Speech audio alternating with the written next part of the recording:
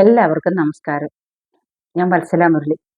ഞാനിന്നിവിടെ ഉണ്ടാക്കാൻ പോകുന്നത് ചെറുപയറും ചേനയും കായും കൂടെ ഒരു പെരട്ട്. നമ്മുടെ ഇവിടെ പെരട്ടെന്നാ പറയുന്നത്. ചിലയിടത്ത് പലയിടത്തും പല വിധമാണ് പറയുന്നത്. ചിലയിടത്ത് കുഴയെന്ന് പറയും. നമുക്കൊരു കൂട്ടാന് നമുക്കിന്നങ്ങ് ഉണ്ടാക്കാം. അത് ഞാൻ എൻ്റെ രീതിയിൽ ഉണ്ടാക്കാം. ചേന ഞാൻ എളുപ്പത്തിന് വേണ്ടിയിട്ട് മഞ്ഞളും മുളകും ഉപ്പും ചേർത്ത് വേവിച്ച് വെച്ചിട്ടുണ്ട്. ഒരു 3/4 ഭാഗം വേവായിട്ടുണ്ട്. പിന്നെ അത് തന്നെയല്ല, ഈ ചേന ആദ്യം ഒന്ന് വെള്ളം തിളപ്പിച്ച് ഒന്ന് തിള വരുമ്പോൾ ഒന്ന് ഊറ്റിക്കളയണം. കാര്യം ചിലപ്പോൾ നമുക്കറിയത്തില്ലല്ലോ ചേന ചൊറിയുന്നതാണോ എങ്ങനെയാണെന്നുള്ളത്. അതുകൊണ്ട് ഞാൻ ഊറ്റിക്കളഞ്ഞ് മഞ്ഞളും മുളകും ഉപ്പും ചേർത്ത് വേവിച്ച് 3/4 ഭാഗം വേവായിട്ടുണ്ട്. നമുക്ക് ഇനി ഇതിലോട്ട് കായിട്ട് കൊടുക്കാം. കായ ഏതെങ്കിലും കായ, അത് ഓരോരുത്തരുടെ ഇഷ്ടം. കാര്യം പടത്തിക്കായുണ്ട്, മറ്റേ മൊന്തങ്ക, അതൊക്കെ നമുക്ക് ഏത് കായ വേണേലും എടുക്കാം. ഞാനിപ്പം ചെറിയ കായ ഉണ്ടായിരുന്നുള്ളൂ, അതാണ് ഞാൻ എടുത്തേക്കുന്നത്. ഉപ്പ് ചേർത്തതാണ്, എന്നാലും ഒരു ഇച്ചിരിയുടെ ഉപ്പ് ചേർത്ത് കൊടുക്കാം.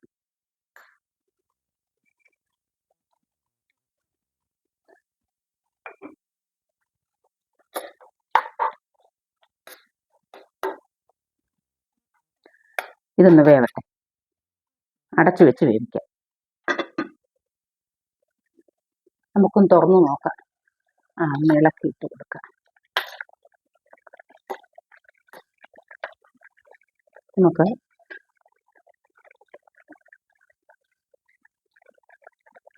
കാ വെന്തോന്ന് നോക്കട്ടെ. ഇല്ല, കായ്ക്ക് ചെറിയ കായായതുകൊണ്ട് നല്ല വേവുണ്ട്. ഇതൊന്നിടുന്നു വെന്തോട്ടെ ലേശം കൂടെ. നമുക്കൊന്ന് തുറന്നു നോക്കാം.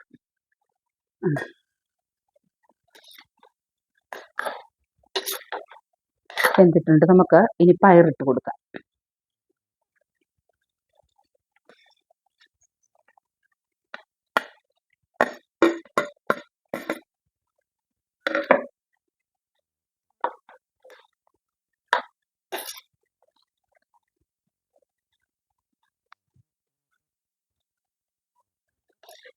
നമുക്ക് പയറിട്ടു. നമുക്കിനി ഇച്ചിരി നമുക്ക് അരപ്പൊടി ഇട്ട് കൊടുത്തിട്ട് നമുക്ക് ഇച്ചിരി വെള്ളം ഒഴിച്ച് കൊടുക്കാം. ഇതൊന്ന് പെരുണ്ടിരിക്കണമല്ലോ. അപ്പോൾ അതിനാവശ്യത്തിന്, ഓരോരുത്തരുടെ ആവശ്യമാണ്, ആവശ്യത്തിന് വെള്ളം ഒഴിച്ചു കൊടുക്കുക.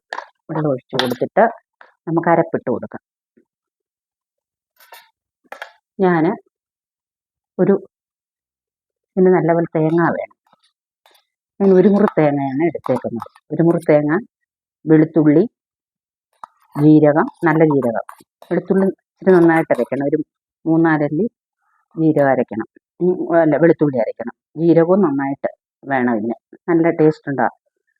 പിന്നെ പച്ചമുളക്, ഒരു 3 പച്ചമുളക്, ഇത്ര ചേർത്തിട്ടുള്ളൂ. നമ്മൾ മുളക് പൊടി ഓൾറെഡി ഇതിനകത്ത് ചേർത്തിട്ടുണ്ട്. അപ്പോൾ നമുക്ക് കരിവേപ്പിലയും ചേർത്തിട്ടുണ്ട്. നമുക്കിത് അടച്ചു വെച്ചൊന്ന് വേവിക്കാം. നമുക്കൊന്ന് തുറന്ന് നോക്കാം. എന്താണ് വെന്തിട്ടുണ്ട്. ഇത് നന്നായിട്ട് ഇളക്കി യോജിപ്പിക്കണം.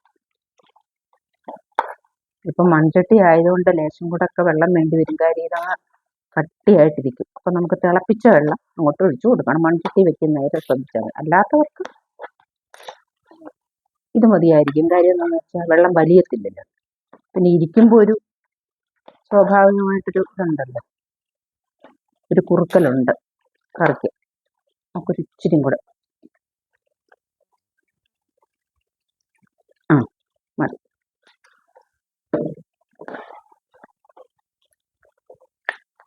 അപ്പം ചെറുപയർ, കായ, ചേന, ഇതെല്ലാം നന്നായിട്ട് നമുക്കൊന്ന് ഉപ്പ് നോക്കാം.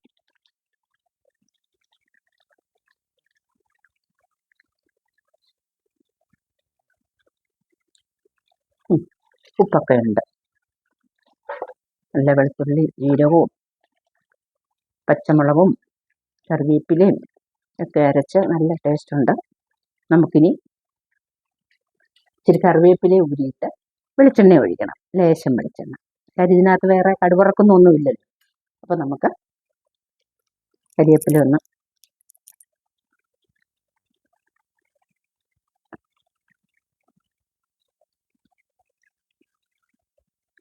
കുറച്ച് വെളിച്ചെണ്ണ ഒഴിക്കും.